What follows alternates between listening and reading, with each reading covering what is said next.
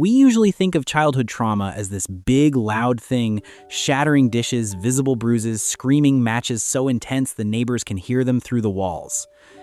But there's this other kind of trauma, way quieter. It doesn't leave scars on your skin, it just creeps into your life like cold fog, completely invisible, but freezing you from the inside out. Psychology calls it CEN, childhood emotional neglect. And the scary part about CEN, it's not defined by what your parents did to you, it's defined by what they didn't do. It's a blank space. The empty space where a parent's curiosity, validation, or just a comforting hug should have been when you were crying. And because it's invisible, kids growing up in those homes, they never suspect a thing. They think everyone's family is like that, so they adapt. They switch on survival mode. But then you grow up, and those survival mechanisms, they shapeshift. They camouflage themselves as awesome personality traits, good habits that society loves to praise. People tell you you're so strong, so independent, the easygoing kid who never causes trouble. But let's be real for a second. What's actually behind that perfect label? It's a kid still holding their breath, trying to glue back the broken emotional pieces that they should have never had to fix alone in the first place. So, let's dive in with DeepShift and decode these fake good habits, shall we? 1. Hyper-independence, the lonely fortress. Just look at modern American culture. We worship the whole self-made thing, right? You take pride in never being a burden to anyone. Your work computer crashes. You spend all night digging through Reddit threads to fix it yourself instead of just calling IT. You're drowning in debt, or you just went through a brutal breakup. You lock your door, cry alone, and show up at the office the next morning with a perfect smile like nothing happened. You think that's resilience? It's not. Look at it through a psychological lens. That's a trauma response. When you were a kid, every time you ran to your parents terrified or hurting, what did you get? Busyness, heavy, exhausted sighs. Or worse, stop crying over nothing. Go away. I'm working. A child's brain does this radical math. Asking for help equals rejection, equals pain. So you just disabled the ask for help button inside yourself? You swore you'd be your own only support system. This hyper-independence of yours, it's not a virtue, it's armor. You're terrified that if you open up and actually need someone, they'll abandon you, just like your parents did. 2. The blank mind syndrome, Alexithymia. Has anyone ever asked you how are you feeling right now and instantly your mind goes completely blank, like you know you're upset, you can feel the discomfort, but you just cannot find a single word to name it. You just freeze. See, in a healthy family, parents act like an emotional mirror. A toddler cries and the mom goes, "You're angry because they took your toy, right?" Right there, the kid learns something huge. This hot, tight feeling in their chest, it's called anger, and it's okay to feel it. But in neglectful homes, that mirror is shattered. Your emotions get ignored like they don't even exist. Over time, just to stop the hurting, you pull the plug on the connection between your body and your mind. You just choose to feel nothing.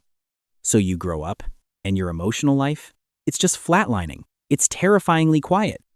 You watch other people cry, fall madly in love, or go through intense heartbreak, and you look at yourself and wonder, why does it feel like I'm just watching life through a thick glass barrier?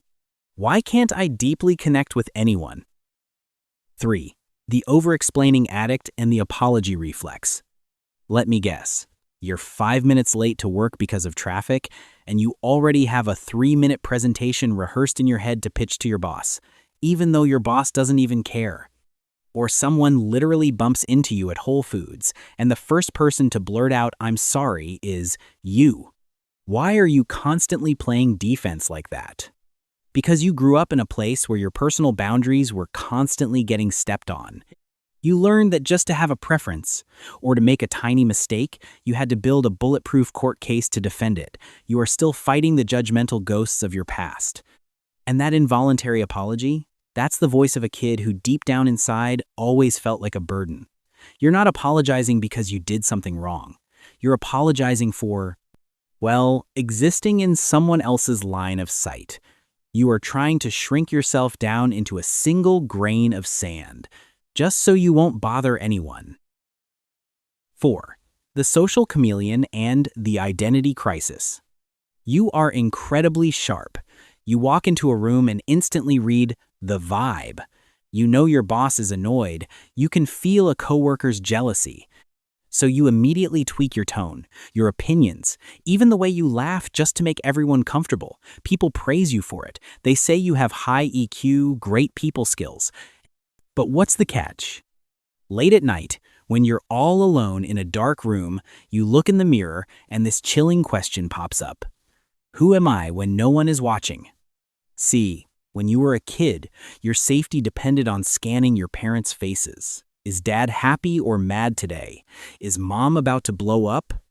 You had to turn yourself into a perfect mirror of their emotions just to keep the peace.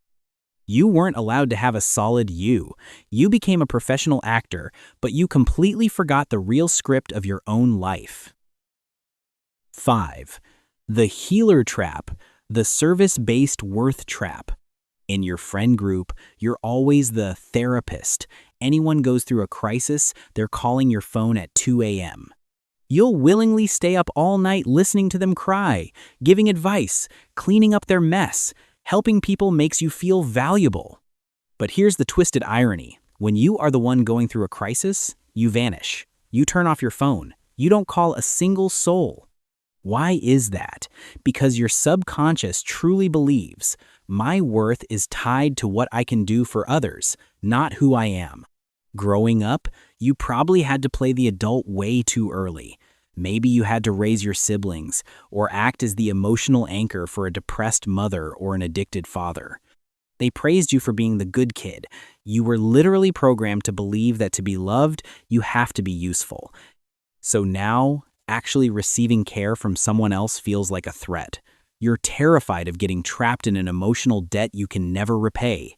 You would rather give until you bleed out than let your guard down, show weakness, and actually need someone. So, what do we do about it? If you saw yourself in any of those lines, first, just take a deep breath. Listen to me, there is absolutely nothing wrong with you. You are not broken, you are not defective. Your childhood brain did exactly what it was supposed to do. It found a way to protect you from loneliness and rejection in an environment that was emotionally starving. The hyper-independence, the apology reflex, playing the healer, all of it, survival trophies, it's the suit of armor that got you through those years. Honestly, you should thank it. But you aren't that helpless kid anymore. You grew up. You're living in a completely different world now. And that heavy armor, after 20, 30 years of carrying it around, it's starting to chafe. It's stopping you from getting the one thing you actually crave the most: real connection and unconditional love. Healing from CEN isn't about trying to fix some broken version of yourself. It's about reparenting, becoming your own parent, learning to validate the exact feelings that were ignored way back when. And it doesn't take these massive, dramatic shifts. Start with these tiny daily micro steps. Next time you're out with friends, instead of saying, "I don't care, whatever you guys want," be brave. Say, "Hey, I'm actually craving Italian tonight." Practice giving yourself permission to just have a preference. Next time you accidentally drop a pen at the office, try to choke back that "I'm sorry." Wait 5 seconds. Pick it up. You didn't do anything wrong. And next time you have to move a heavy box, try asking the person next to you, "Hey, can you give me a hand with this?" Try it. The world will not collapse. You are allowed to be tired, you are allowed to need help, and you are allowed to be a burden to the people who truly love you. Because the people who actually belong in your life, they will never see your emotional needs as a burden. They'll see them as an opportunity, a chance to love you fully.